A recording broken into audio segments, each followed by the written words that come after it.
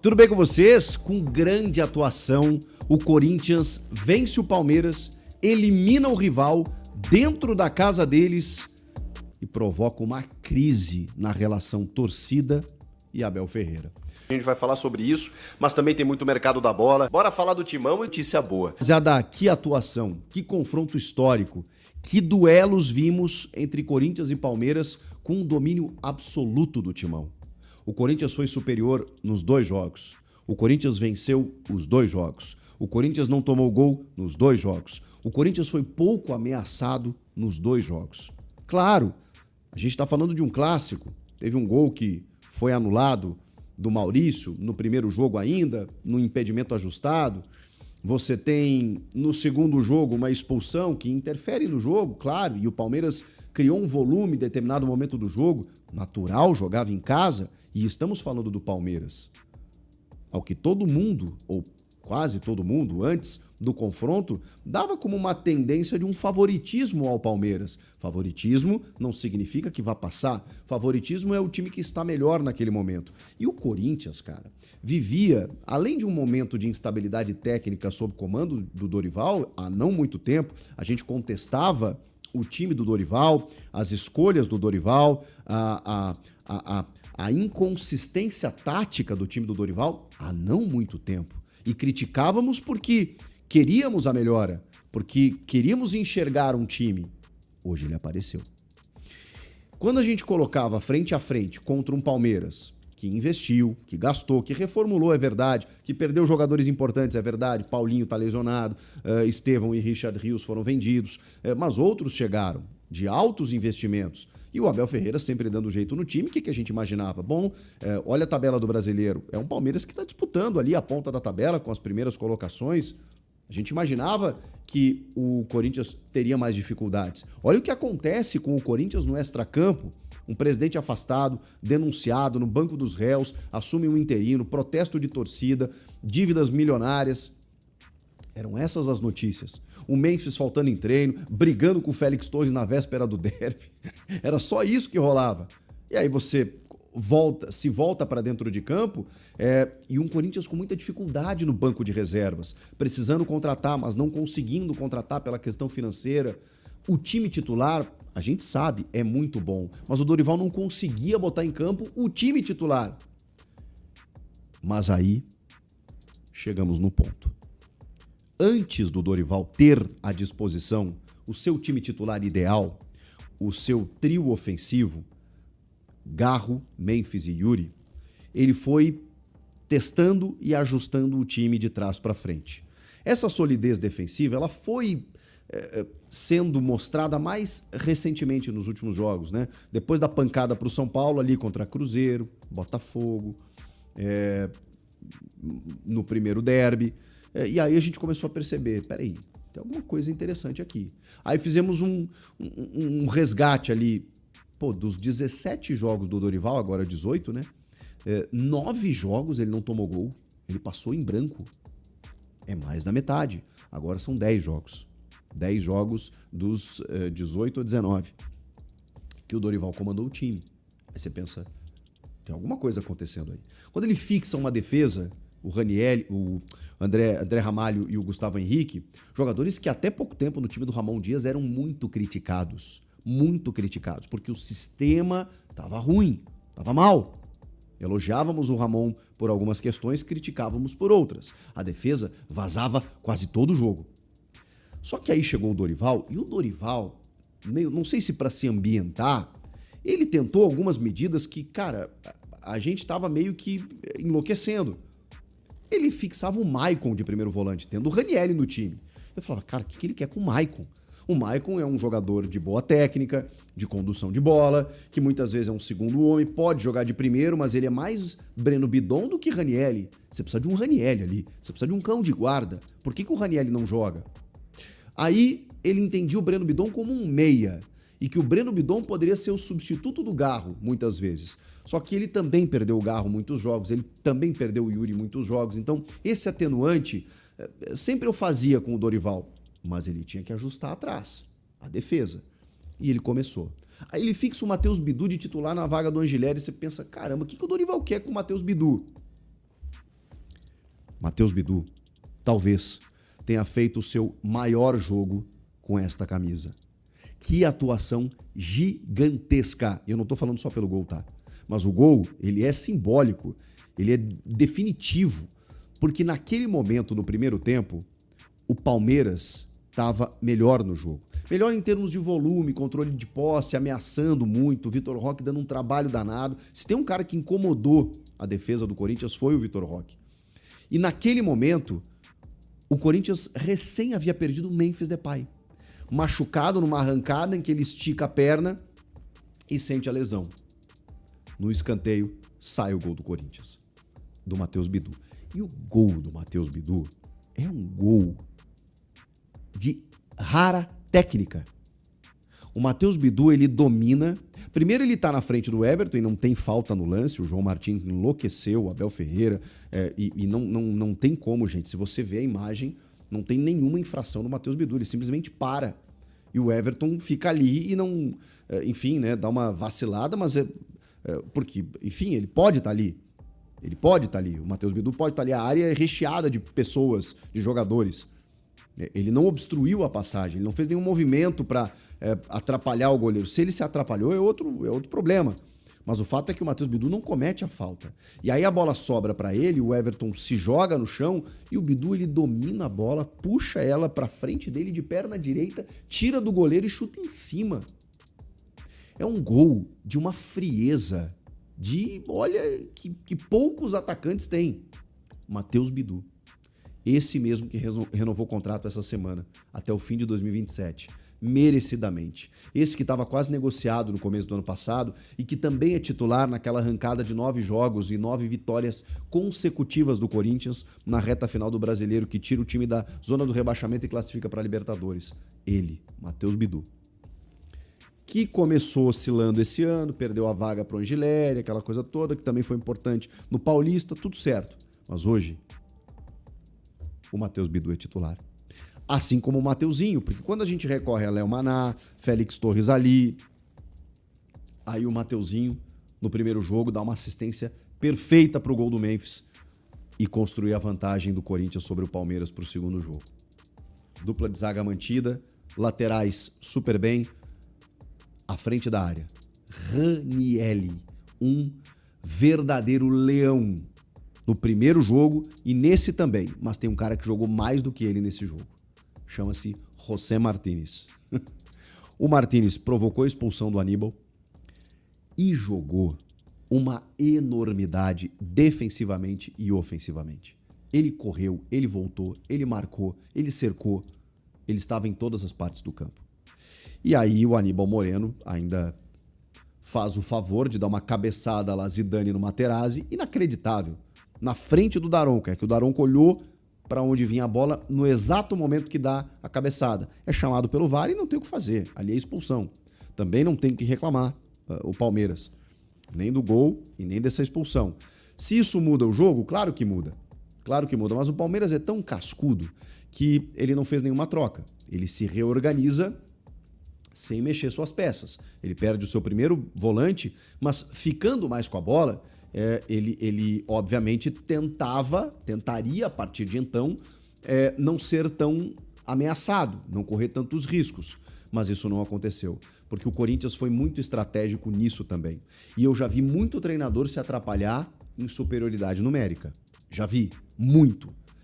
Não foi o caso. O Corinthians soube explorar nas escapadas do Yuri, com o Rodrigo Garro tentando muitos passes em profundidade, muitas vezes errando, mas é do jogo, porque o Garro é o cara que tenta o passe diferente, mas um Garro se movimentando muito. Cara, é difícil dizer quem jogou mal no Corinthians. O André Carrilho, até o segundo tempo, quando ele cansa, eu acho que ele estava bem, fazendo um jogo até melhor do que ele vinha fazendo, controlando a bola.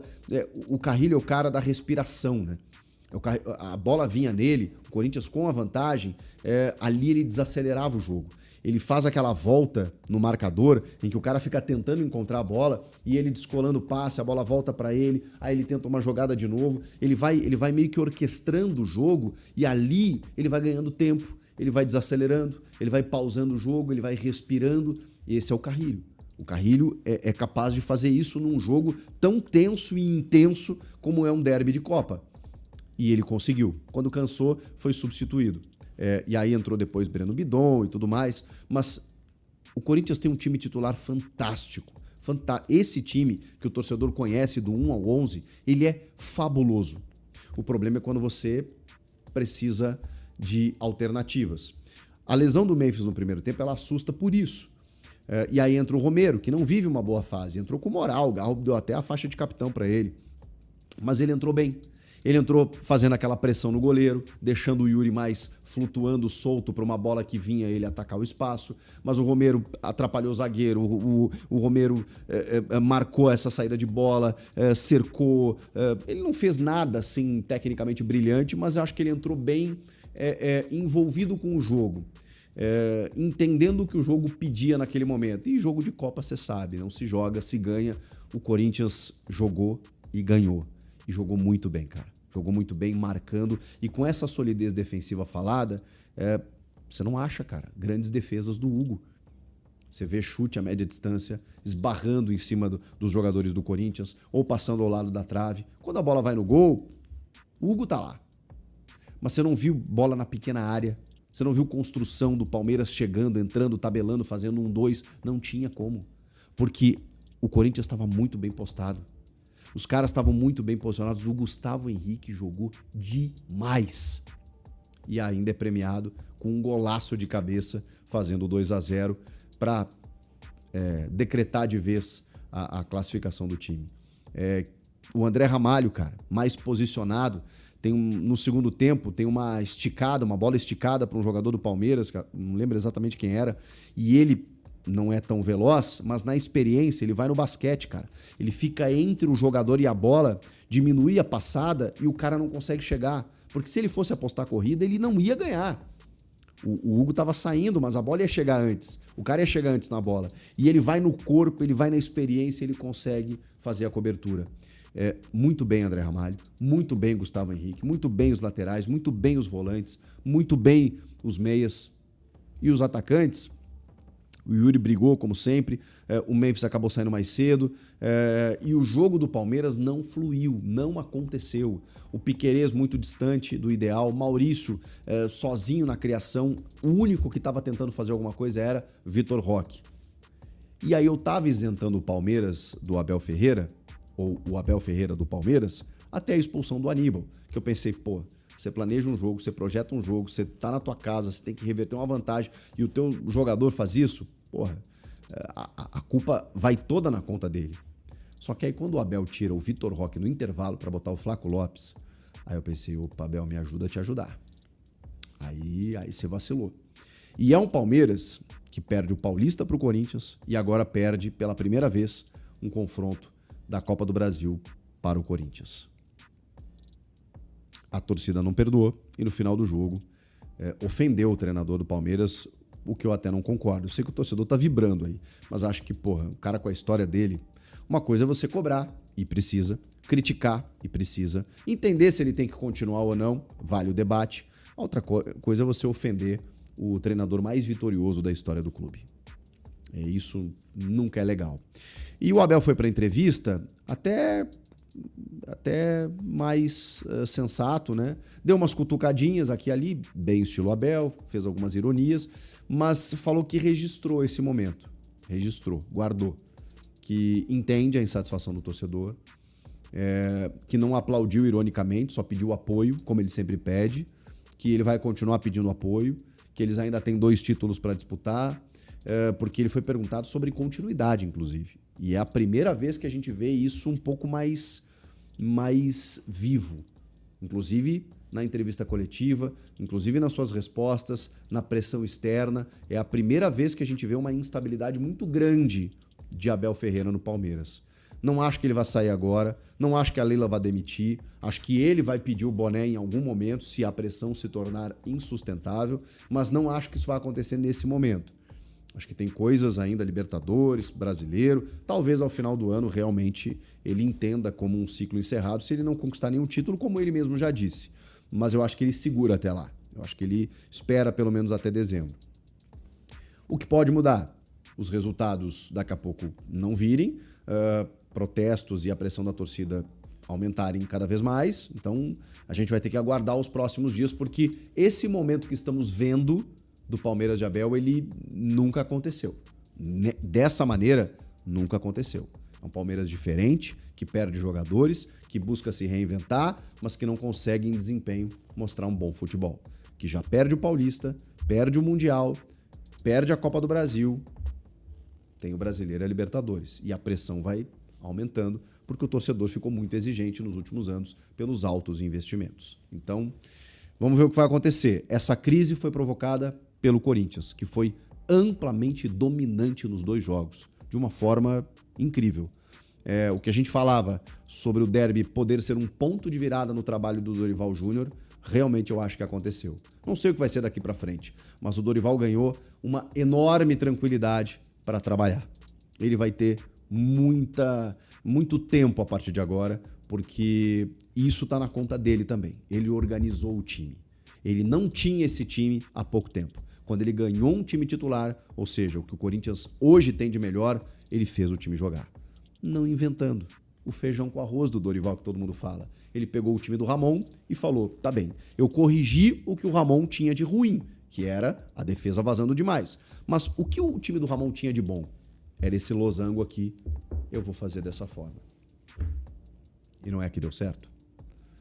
Que coisa, hein? Que classificação histórica do Corinthians. Nação, baita vitória do Timão. Deixa aí o que você achou do jogo. E agora bora conferir informação quente do mercado da bola e atualização do departamento médico do Timão.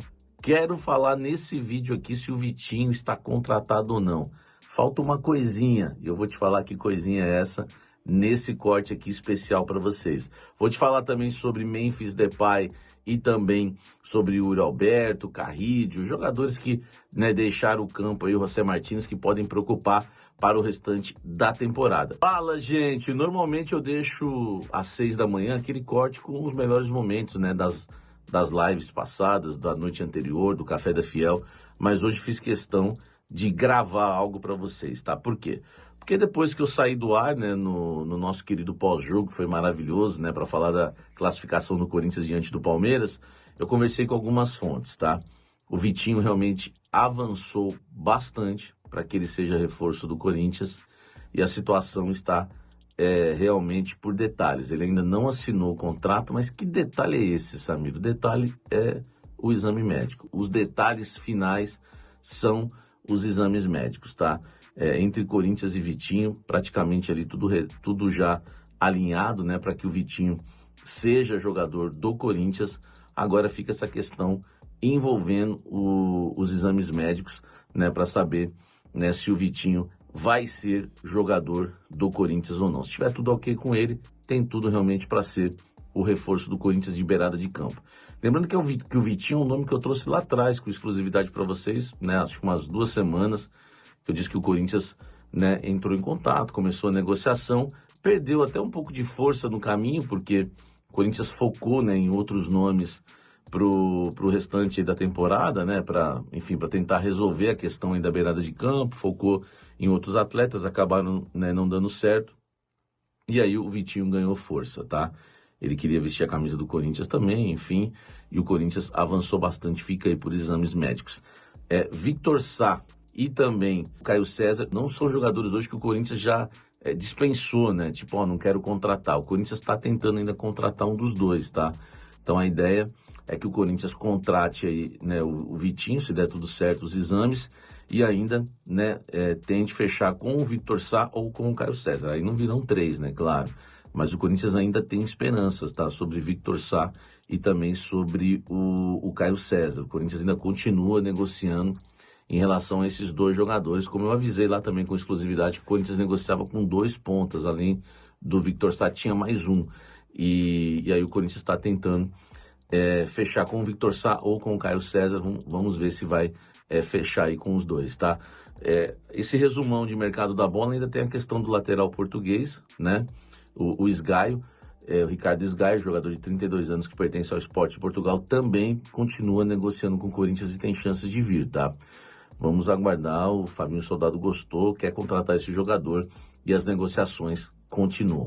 Em relação aos jogadores que deixaram o campo ontem, com problemas aí de lesões, o Memphis foi aquela pedrada, né, que os jogadores costumam dizer, né, aquela pedrada que dá na coxa, né, uma contratura muscular.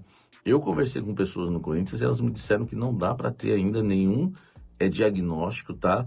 Apesar do Dorival falar que foi muito grave, não dá ainda para cravar se foi muito grave antes dos exames. Os jogadores passaram por exames, mas os que mais preocupam realmente são Carrídio e Memphis Depay, tá? Tem a situação do Yuri também, tem a situação do José Martínez, mas esses são os dois que mais preocupam. Mas ainda não dá para cravar nada. Tudo que falar agora é especulação. A gente tem que esperar, a gente vai ter que aguardar e esperar aí durante o dia para saber se esses jogadores, né, vão ficar por muitas rodadas fora ou não, mas ainda ninguém pode cravar nada, vamos aguardar. A redação Samir informou com exclusividade que o Corinthians está muito próximo do acerto com o Vitinho, que está atualmente no futebol árabe. As conversas estão avançadas e o jogador já teria sinalizado interesse em voltar. Sobre o departamento médico, Samir revelou que Memphis e Carrillo saíram do jogo com dores musculares e serão reavaliados nos próximos dias. O clube aguarda os exames para definir se há lesões mais graves. A possível volta de Vitinho pode dar mais opção a Dorival e com essa sequência de lesões, reforços são essenciais. Vamos torcer para que Memphis e Carrillo não fiquem muito tempo fora. E aí, Fiel, o que achou da atuação do Corinthians nesse clássico inesquecível?